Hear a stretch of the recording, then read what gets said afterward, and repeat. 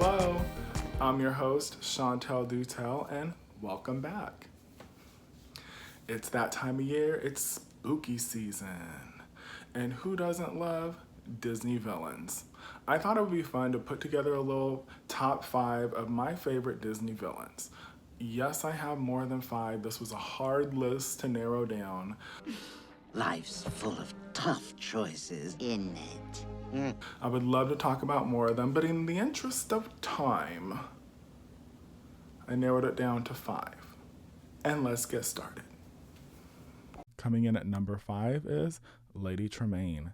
Lady Tremaine is so wicked. I mean, hello, it fits her name, Wicked Stepmother. I want to say I was not a huge fan of Lady Tremaine until the live action Cinderella film, because Kate Blanchett slayed the hell out of that role. Plus, I also really loved how we heard a little bit more of her backstory and how, once upon a time she did have a love. And it's kind of like that, you know, Harry Potter is a great example. Harry Potter and Voldemort. It's like you can take the bad things that have happened to you in life. You can either choose to be good or you can choose to be wicked. And as we could see with Lady Tremaine, she was on a warpath. She did not care. I don't even think she really even cared about Anastasia and Drusilla. She just looked at them as a means to an opportunity to marry into a rich family and keep her lifestyle going. She's a schemer. She's selfish and she's fabulous. I mean, what more would you want from your villain? One of my favorite moments is when Lady Tremaine realizes that Cinderella defied her and went to that ball. The animation, superb. It's beautifully animated. The scene darkens and all you see is her eyes glowing. That green, it's on. And she could care less what Anastasia and Drusilla are saying. She's on a mission. She takes off like Joan Crawford would after Christina. She means war. She told Cinderella keep her ass at home, and she defied her. Number four is Maleficent. Now, I didn't say who voiced Lady Tremaine because it's the same voice for Maleficent as well. Eleanor Audley voiced Maleficent, Lady Tremaine, and Madame Leota from The Haunted Mansion. Maleficent, to me, I always joke around in the collector circle. Ariel is Queen Supreme for the princesses. Maleficent is Queen Supreme for the villains. She's HBIC. I remember as a kid watching Sleeping Beauty, she terrified me. Especially the scene where she's like, I need the power from the depths of hell. Like, just her whole design, the horns, the presence that she has. And Eleanor, she was blessed with that voice. That voice was something else. It had such a rich character to it that she could bring these characters to life and really push them to the limits to where if you could imagine meeting them in real life, you'd be terrified. And to think, Eleanor initially turned down the role of Maleficent because she was battling tuberculosis at the time. I really could not picture Maleficent sounding any other way because even when you take Angelina Jolie, she is some version of Eleanor's Maleficent. If you look at the pictures, Eleanor was used for the live action reference for the animators back then.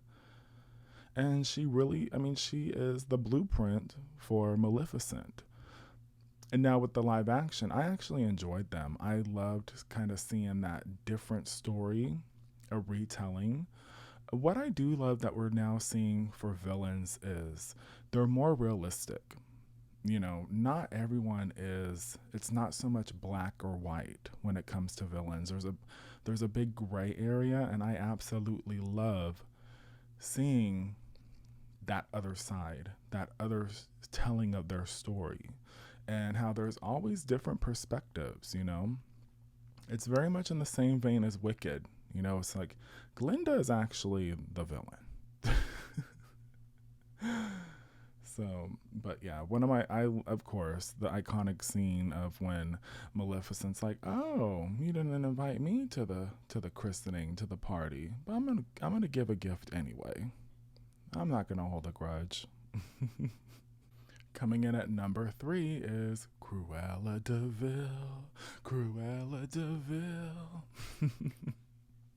Come on, you know you can't say Cruella de Vil without singing it. Anyway, Cruella de Vil was voiced by Betty Lou Gerson. What I love about Cruella is she's selfish and unapologetically so. She doesn't want to rule the world or be the fairest of them all like the villains before her. She just wants fur. When I was looking at the concept art, if you're familiar with Rocky and Bullwinkle, this concept art very much reminds me of Natasha Fatale, and you know she's the antagonist in the cartoon. You know, especially with this version of Cruella, she has a long, sleek hair, very long and skinny, and you know the cigarette with the, I don't know what you call that, the pipe. I'm not a smoker.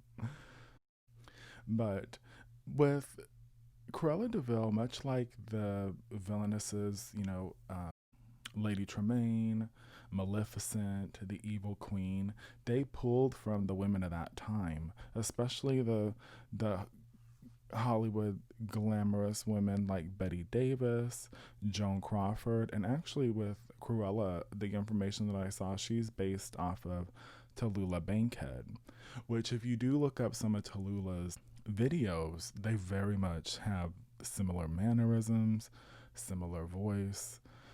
Because with Cruella, they wanted her to kind of be, she's a socialite who has kind of fallen from grace, just obnoxious, and she really would be that person that's just soldiering around. Is that a word? Soldiering around. You get what I mean. I was being descriptive enough. But yeah, Cruella is fun. And hello, we all drive like her when we're in a hurry. That driving scene is something else. Coming in at number 2 is DrFacilier. He is one of like the best male villains. The only other one that I would say is really good, but I still like DrFacilier more, is Hades. DrFacilier is just fun. I love his character design, the way he's just long and linky, but his proportions, it all just blends together so well. Like his hands are just overly exaggerated, but they fit with the top hat and the shoes, and just to me, even though Prince was a very short man, DrFacilier gives me Prince vibes, especially when he takes his hat off to expose his hair underneath. Typically, I'm not a fan of red and purple together. However, it works here because we also have black. So purple is the main color, then we have the black, and the red tastefully used. I also love that he has purple eyes. How cool is that? I love a purple eye. And I do have them sometimes with contacts. Well, I guess any of us can. But I also like that we see a little bit of Keith David in him. Not too much, because Keith David is a different stature of a man. He's more muscular. He's not tall and lanky. But I definitely see it like in his smile and facial expressions. And also with Princess and the Frog, it was a return to 2D animation. I know there's other animation enthusiasts and Disney lovers listening out there, and I really do miss 2D animation. So Dr. Facilier and Ursula are the only two villains that on my list that actually have a musical number. And I've got friends on the other side. That animation sequence, I remember at the time, parents thought it was too much, it was too scary for their kids, but I loved it. All the colors, all the different the music was the animation was dancing to the music. Superb. I really do wish that in the future we can get back to, I'm not too greedy. I am a little greedy. I am pretty greedy. But I would love to have a mix. Can we get 2D animated films and then 3D animated films? Just kind of rotate them out. But Keith David did an especially amazing job with voicing FESTIVE. I was unaware of like his musical talents. I was unaware of really, like, I knew some of his acting, but I was not aware of his how broad of a spectrum he can paint with his talent. So, and lastly, my number one is Ursula. I don't think I will ever have a different number one. Little Mermaid is so special to me. I love everything about it. But Ursula, she is, especially as being a member of the LGBTQ plus community, Ursula is us.